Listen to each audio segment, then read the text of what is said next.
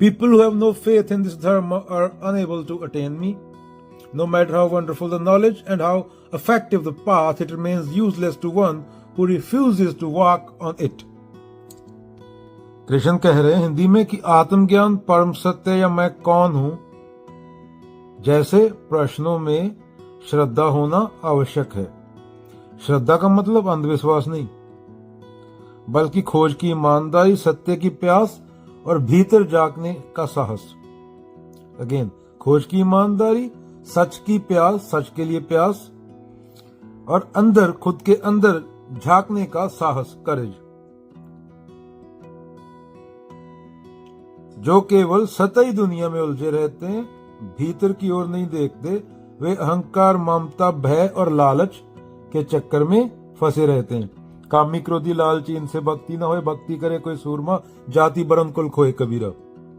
जैसे एक बंद दरवाजे को खोलने का अभिनय करना, लेकिन कभी दस्तक न देना। ड्रामा ही चल रहा होता है ना।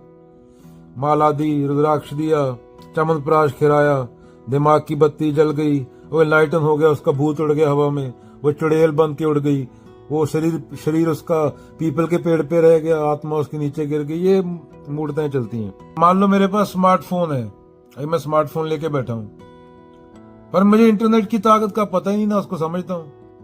मैं केवल टॉर्च जलाता हूं अंधेरे में चलने के लिए फोन से, और टाइम देखता हूं, लेकिन ब्राउजर खोलना, गहराई में जाने की श्रद्धा नहीं है।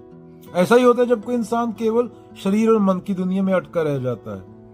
शरीर और मन दोनों चेंज हो रहे हैं, और बोलते हैं जो सत्य है वो चेंज नहीं होता। क्या ऐसा ही होता है जब कोई इंसान केवल शरीर और मन की दुनिया में अटका रह जाता है और आत्मा या सत्य की खोज नहीं करता। एक गांव में एक पुराना कुआं था, खूह था। लोग कहते थे उसमें ज्ञान का अमृत है, लेकिन वह गहरा था।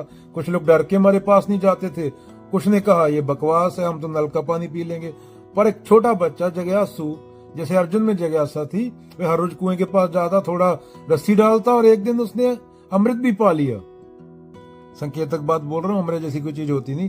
तो कृष्ण कहते हैं श्रद्धा वो रस्सी है, बिना उसके आत्मा सत्य का जल नहीं मिलेगा। मान लो एक बंदा है, वो सत्य की खोज में एक जैन गुरु के पास जाता है।